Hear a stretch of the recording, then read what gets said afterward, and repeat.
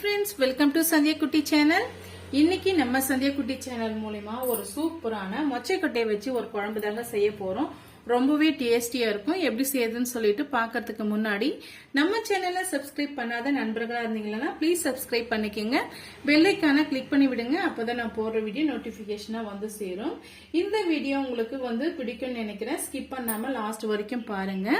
இப்ப பாத்தீங்கன்னா நான் ஒரு 1/2 kg அளவுக்கு நான் வாங்கிட்டு இது போல கொட்டைகளா செய்து நான் தண்ணியில ஊற போட்டு வச்சிருக்கேன்। எனக்கு ஃப்ரெஷ்ஷாவே நான் மொச்சை கொட்டையை நான் எடுத்து வச்சிருக்கேங்க। நீங்க காஞ்ச மொச்சை கொட்டையா இருந்தாலும் பரவாயில்ல, அது நைட்டே ஊற வச்சு ஒரு 10 மணி நேரம் கழிச்சு நீங்க பாயில் பண்ணிட்டு நீங்க செய்தீங்கன்னா ரொம்பவே டேஸ்டியா இருக்கும்।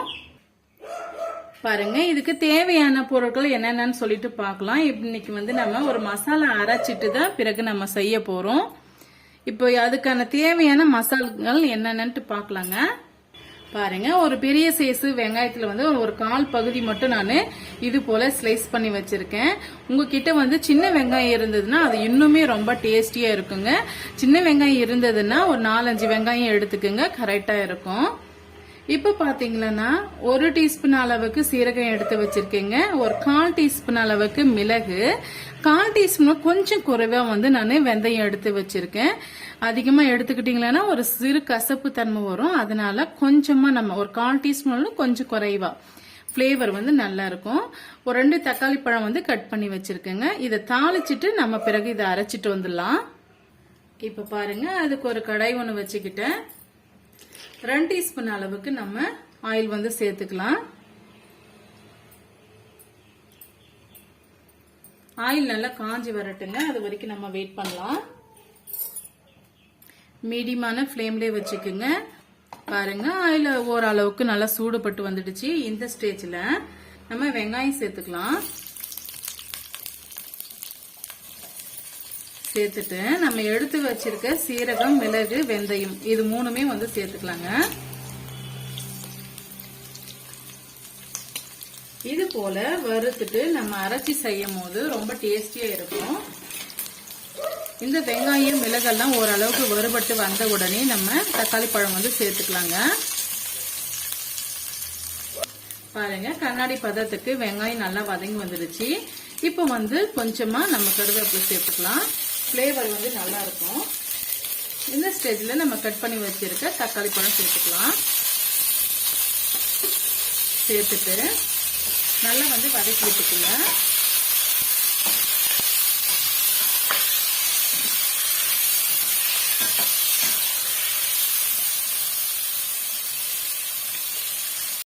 பாருங்க, இந்த அளவுக்கு நம்ம வதக்கி விட்டுக்கிட்டோம்। இது நல்லா ஆற விட்டுட்டு பேஸ்டா அரைச்சி எடுத்துட்டு வந்துடலாம்। இப்ப பாருங்க, அதே கடாய் வச்சுக்கிட்டு நம்ம தாளிக்கிறதுக்காக எண்ணெய் சேர்த்துக்கலாம்। நல்லெண்ணெய் சேர்த்துக்குங்க, இன்னுமே ரொம்ப டேஸ்டியா இருக்கும்। ஆயில் நல்லா சூடாயிட்டு வரட்டும்।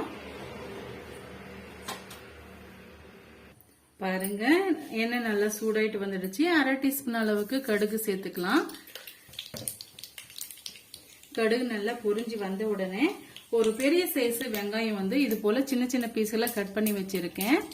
ஒரு 1/2 கைப்பிடி அளவுக்கு தாராளமா வெள்ளை பூண்டும் தோல் உரிச்சிட்டு இது போல கட் பண்ணி வச்சிருக்கேங்க। முழு பூண்டவும் நீங்க சேர்த்துக்கலாம், இது பெரிய பெரிய பூண்டுனால பாதி கட் பண்ணி வச்சிருக்கேன்। கொஞ்சமா கருவேப்பிலை।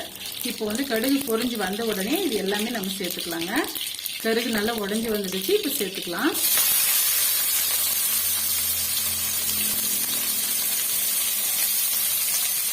சேர்த்துட்டு இது நல்லா வதக்கி விட்டுக்கலாங்க।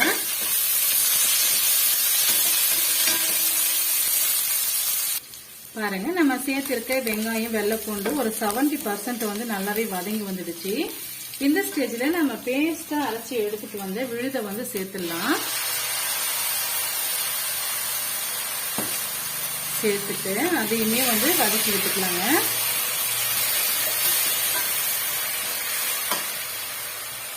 இப்ப இந்த குழம்புக்கு தேவையான ஸ்பைசஸ் எல்லாம் நம்ம சேர்த்துக்கலாம்। ஃபர்ஸ்ட் நம்ம மிளகாய் தூள் சேர்த்துக்கலாங்க। நான் 1 டீஸ்பூன் அளவுக்கு மிளகாய் தூள் நான் சேர்த்துக்கிறேன்। உங்க காரத்துக்கு ஏற்ப கூட்டவோ குறைக்கவோ செய்துக்குங்க। இது கூடவே பாத்தீங்கன்னா 1 டீஸ்பூன் அளவுக்கு மிளகாய் தூள் எடுத்தோம்னா 2 டீஸ்பூன் அளவுக்கு மல்லித்தூள் சேர்த்துக்குங்க, கரெக்டா இருக்கும்। 1 டீஸ்பூன் அளவுக்கு மஞ்சள் தூள் சேர்த்துக்கலாம், 1 டீஸ்பூன் அளவுக்கு தனியா தூள் சேர்த்துக்கலாம், 1 டீஸ்பூன் அளவுக்கு கரம் மசாலா சேர்த்துக்கலாம், 1 டீஸ்பூன் அளவுக்கு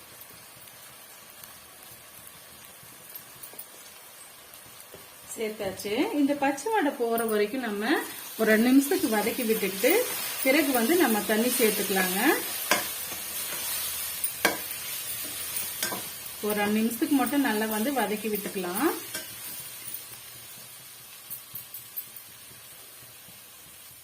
பாருங்க, ஒரு 2 நிமிஷத்துக்கு நல்லா நம்ம வதக்கி விட்டுக்கிட்டோம். பச்சை வடையெல்லாம் நல்லா வந்து போயிடுச்சு. இப்ப இந்த ஸ்டேஜ்ல ஒரு 3 கத்திரிக்காய் எடுத்து இது போல கட் பண்ணி வச்சிருக்கேன். இதோட சேர்த்துக்கலாம். நீங்க கத்திரிக்காய் இல்லாம வெறும் மொச்சக்கொட்டையை வச்சு கூட செய்யலாங்க. கத்திரிக்காய் சேர்த்து செய்யும் போது இன்னுமே வந்து டேஸ்ட் ரொம்ப நமக்கு எடுத்து கொடுக்கும். சேர்த்துட்டு கத்திரிக்காயுமே ஒரு 2 நிமிஷம் நல்லா வதங்கி வரட்டுங்க. அது வரைக்கும் மீடியமான ஃப்ளேம்ல வச்சு இடையிடையே வந்து மிக்ஸ் பண்ணி விட்டுக்குங்க.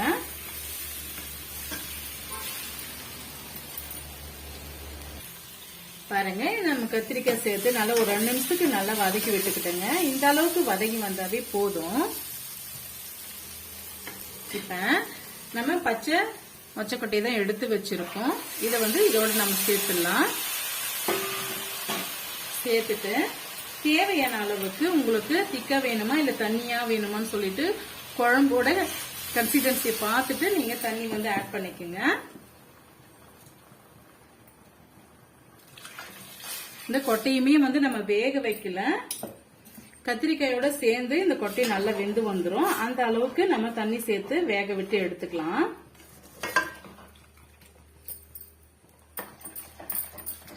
இப்ப இந்த குழம்புக்கு தேவையான அளவுக்கு நம்ம உப்பு சேர்த்துக்கலாங்க. நான் வந்து 1 டீஸ்பூன் அளவுக்கு கல்லுப்பு சேர்த்துக்கிறேன். கல்லுப்பு சேர்த்து சமைக்கும் போது ரொம்ப டேஸ்டா இருக்குங்க. சேர்த்துட்டு ஒரு முறை நல்லா வந்து மிக்ஸ் பண்ணி விட்டுக்கலாம்.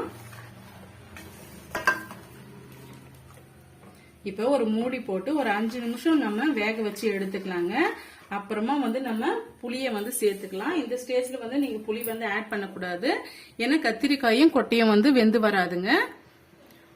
ஒரு பெரிய லெமன் சைஸ் அளவுக்கு புளி ஊற போட்டு வச்சிருக்கேன். இந்த திப்பிகள் இல்லாம நம்ம கரைச்சி எடுத்துட்டு வந்துடலாம். அது வரைக்கும் ஒரு 5 நிமிஷம் இது நல்லா வெந்து வரட்டும். அது வரைக்கும் நம்ம வெயிட் பண்ணலாம். பாருங்க, இப்ப வந்து மூடியை ஓபன் பண்ணி பார்க்கலாம். நல்லாவே ஒரு அளவுக்கு குழம்பு நல்லாவே வெந்து வந்துடுச்சுங்க. இந்த ஸ்டேஜ்ல கத்திரிக்காயும் கொட்டையும் வந்து நல்லா வெந்து வந்திருக்கா அப்படின்னு சொல்லிட்டு நீங்க ஒரு முறை செக் பண்ணி பார்த்துட்டு பிறகு வந்து நீங்க புளிய சேர்த்துக்குங்க. எனக்கு கரெக்டா வந்து வெந்து வந்திருக்கு. இப்ப நம்ம எடுத்து வச்சிருக்க புளி கரைசலை இதோட நம்ம சேர்த்துடலாங்க.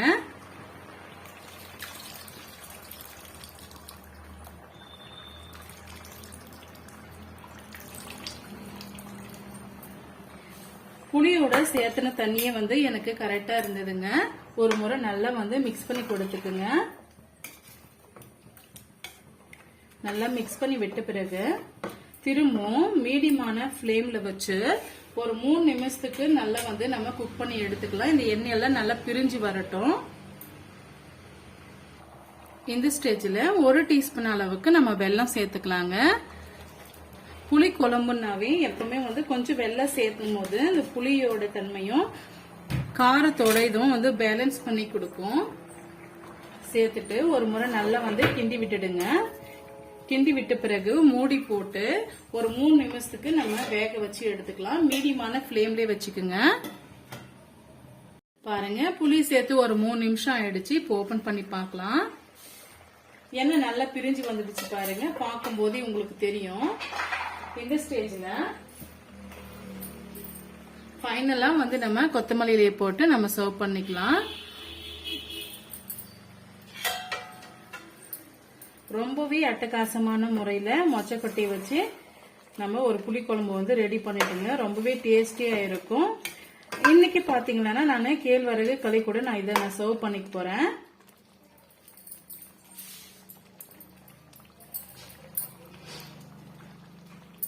பார்க்கும் போதே பாருங்க எவ்வளவு எம்மியா இருக்குன்னு சொல்லிட்டு நான் சொன்ன அளவுகளோட நாங்க சொன்ன மெத்தடோட நீங்க செய்து பாருங்க.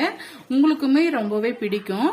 பிடிச்சிருந்தா மறக்காம சந்தியக்குட்டி சேனலுக்கு சப்ஸ்கிரைப் பண்ணுங்க, லைக் பண்ணுங்க, ஃப்ரெண்ட்ஸ் அண்ட் ஃபேமிலியோட நிறைய ஷேர் பண்ணுங்க. தேங்க்யூ ஃபார் வாட்சிங். Thank you my friends. Bye bye.